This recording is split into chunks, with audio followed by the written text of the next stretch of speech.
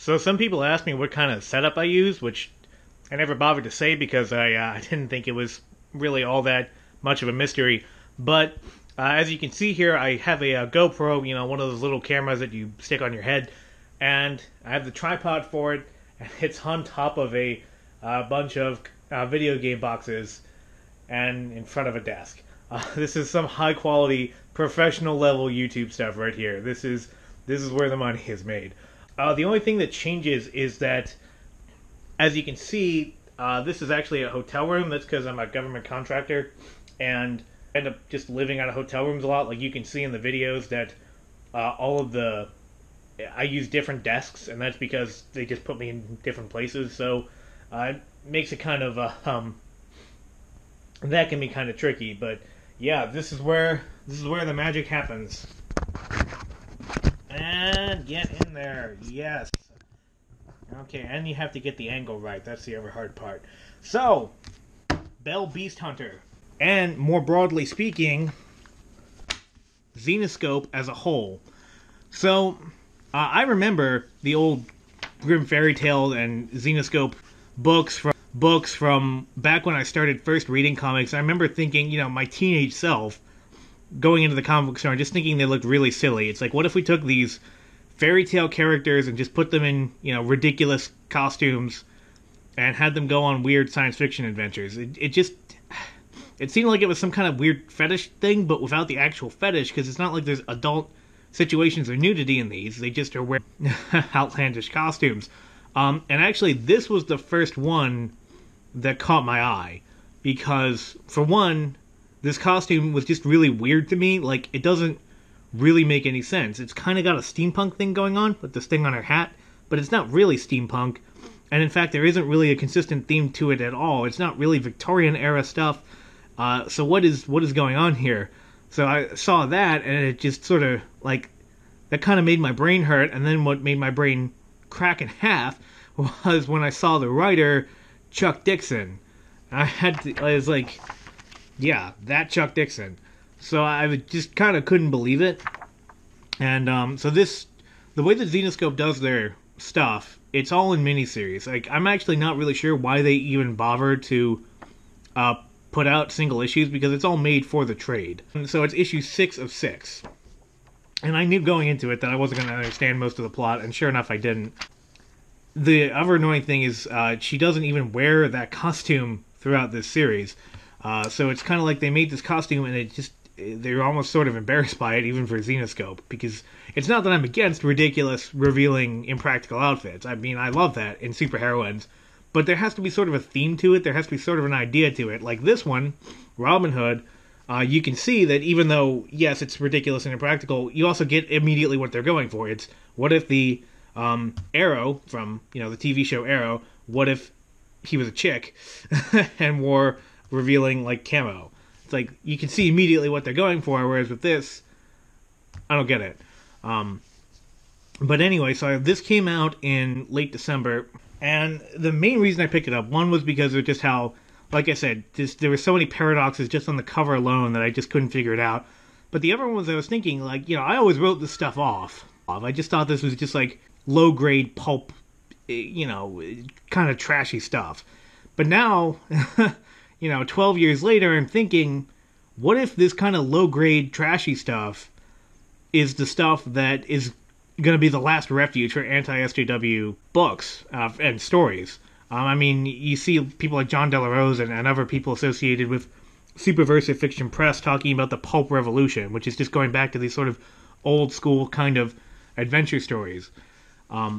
So the reason that I'm guessing that the reason that they use fairy tale themes, because, you see Van Helsing and Robin Hood here, but they also, like, their bread and butter is the Grimm fairy tale stuff. Snow White, Cinderella, all those ones.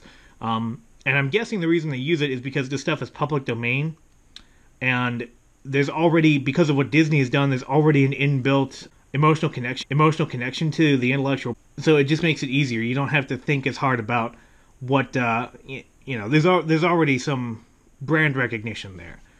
So this one was whatever. I'm not going to talk about that one again. It just deserves mentioning because this is what started me reading any Zenescope at all. So then these two came out. Actually, this one came out in the first week of January, and then these two came out the second week. This one I was just interested because I thought it could be a good jumping on point. Because it's like, you know, reading something issue 6 of 6, that's not a good jumping on point. But what, you know, this kind of thing, you're introducing two different properties in your little universe that could be good. The problem is, and this is something I noticed with both this one and this one, even though these are issue 1s in a miniseries, even though Zenescope basically only releases miniseries, they don't, I think they have a couple ongoings, but not that many. It doesn't really do that good of a job of bringing you up to speed on who these people are. It's like, okay, so they call her Lysel Van Helsing, daughter of Abraham Van Helsing. Okay, you know, that makes sense, but, you know, she looks like she's in her mid-20s or so. Is that how old she is? Or is she from, like, is she actually the daughter of Abraham Van Helsing, which would put her at over 100 years old? Does she have abilities? What kind of gadgets does she have? I don't know the answers to any of this stuff. And not only that, the art, I still don't know enough about art to really critique it well, but, and I know that Diversity in Comics and others have made videos about how to spot whether they're using 3D models or not, but it seems to me that they use a lot of them in at least this series and this series. And once again, just how unfriendly to new readers this kind of stuff can be, it's a little bit frustrating. It's like, how do these two know each other exactly? Doesn't really say. So this one is, it's whatever. And then we have this one also having been written by Chuck Dixon, which is actually the only reason I picked it up. And once again, there's no introduction about who this character is.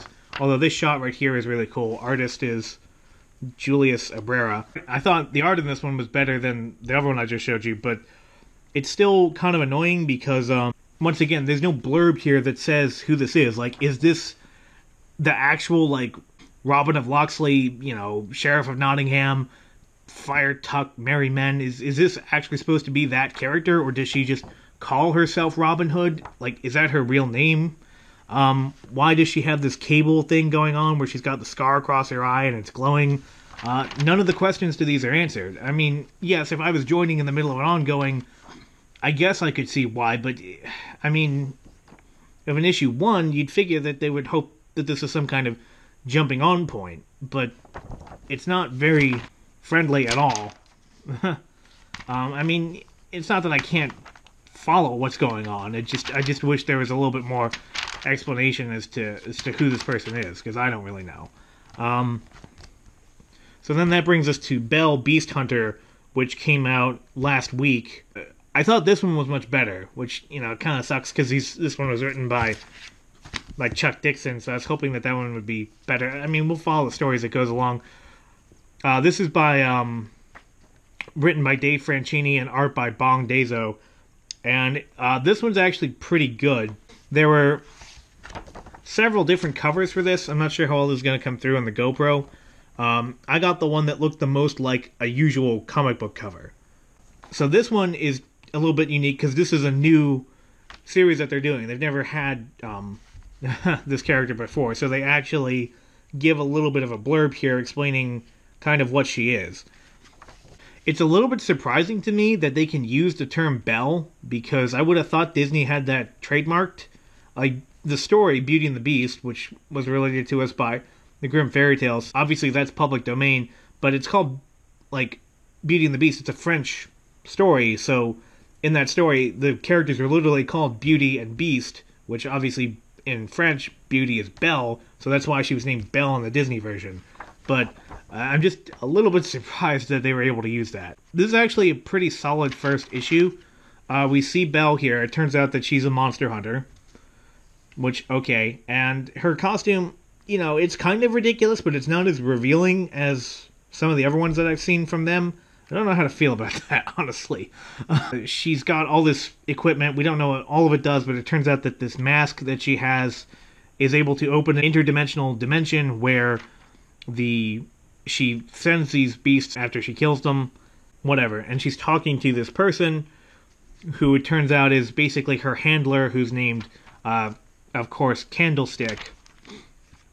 So we see a little bit more. We see that she has this motorcycle that can turn invisible. Not really sure what the utility of that is, honestly.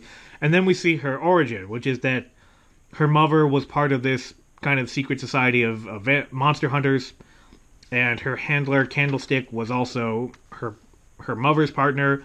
And there was just one day when her mother went out and just didn't come back home, but she was still raised to follow in her mother's footsteps, essentially, and so that's where we see her picking up. So you can see that compared to the other one, that all the art here seems to be hand-drawn, to the best that I can tell, anyway. So that's definitely a plus. And like I said, I'm not sure how to feel about the fact that her costume is, like, almost functional. Obviously, it's not really, but it just looks a little bit more... It's not as revealing as the other Grimm fairy tale characters I've seen them have. It's also got a lot of, like, weird details to it that you don't really notice at first. That must be really annoying to draw. So then she gets into this fight with this centaur guy or whatever. I know one thing about female-led titles. The problem that they have is that it's kind of difficult to show women... You know, you can't really show women getting smacked around too much. People just really don't want to see that, for the most part. Neither male nor female readers really want to see that, and the ones that do are, well, kind of weird. In older comics, they would get around it by the female would typically be imperiled by getting, you know, put to sleep or getting hit with knockout gas, or somebody would hit them in the back of the head and they would go down with one shot, or they would get tied up, or, you know, etc. You'd very rarely see, like, actual violence done to them, or at least significantly, but there are issues of, like, Daredevil and Batman where, like, 90% of that issue is just Daredevil or Batman getting the crap beat out of them by some guy that's bigger and stronger than them. So you can't really show that with female-led titles. But she's not perfect. She gets smacked by this guy here, apparently smacked through the wall. So she's at least... And they show the training stuff that she had to go through to get to where she is as competent and as skillful as she is. So she's definitely not the dreaded Mary Sue.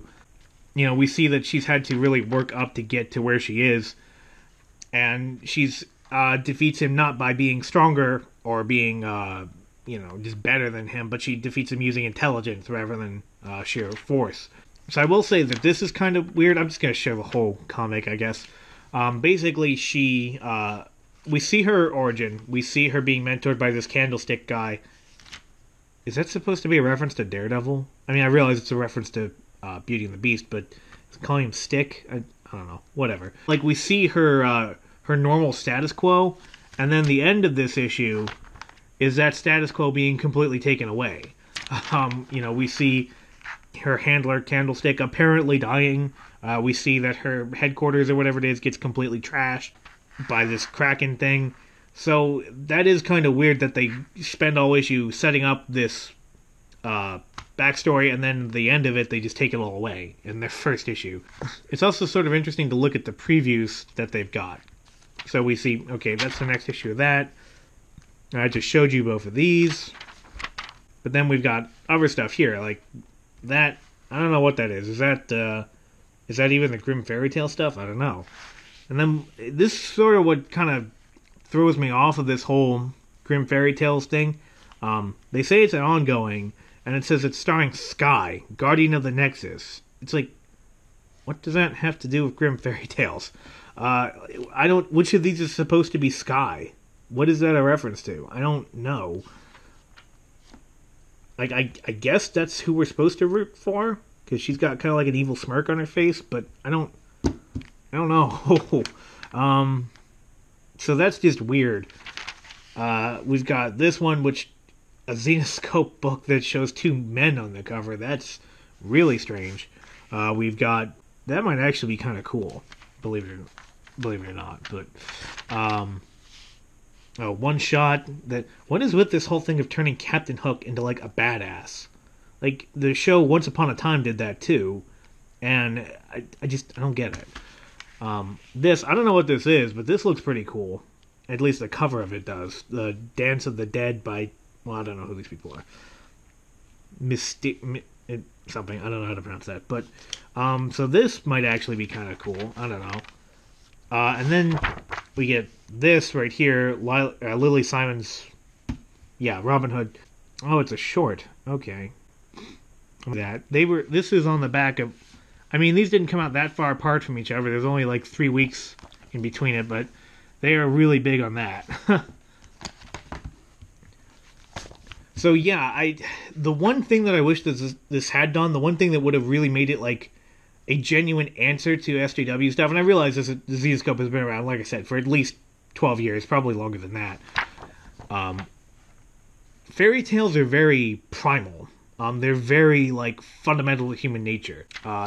Story of a woman who goes into the domain of some kind of bestial or primitive man and civilizes him and tames him into being a modern man. That's a very old story. There's actually a whole form of research that basically treats fairy tales and stories and folklore like basically biological organisms, and it tracks their evolution back to where the story may have started, and it treats the evolution of the stories as being actual like Darwinian evolution. The basic story of Beauty and the Beast, like I didn't read up on this one specifically, but I know that basic story happened in the Epic of Gilgamesh, which is the oldest story that we have written down. So this is a very primal, very basic kind of idea, and they just treat it like it's a pretty standard science fiction action story. There's not really a whole lot of complexity or a whole lot of depth to it. So that would be the one thing that would really 100% make me think that this could be kind of like an answer, or kind of a thing against the sort of gender ideology that we're seeing nowadays. But so far there hasn't been any of that in any of the issues that I've read, which that's not necessarily a bad thing. I mean, that's just a preference thing for me too, because I like the one series that to me is like the definitive modern take on fairy tales is Fables by Bill William and Mark Buckingham. If you haven't read Fables, you really should. It's one of the best series that DC Vertigo ever did, in my opinion. And that one it didn't do the Disney-fied versions of these characters. It did the original Grimm versions, which are obviously very dark, very violent, very sexualized, and Fables didn't shy away from that at all, whereas these are just pretty standard science fiction, fantasy stuff, which is not a bad thing. It is just pure escapism, so that's not a bad thing either. There's no politics, certainly. Just a preference thing, I guess. Anyway, so tell me what you think. Tell me if you've been reading this kind of stuff. Tell me what kind of things I should be up on to the Zenescope and the Grimm Fairy Tales series that they've gotten, all that sort of thing. And in any case, this is Unranked Chevron signing off.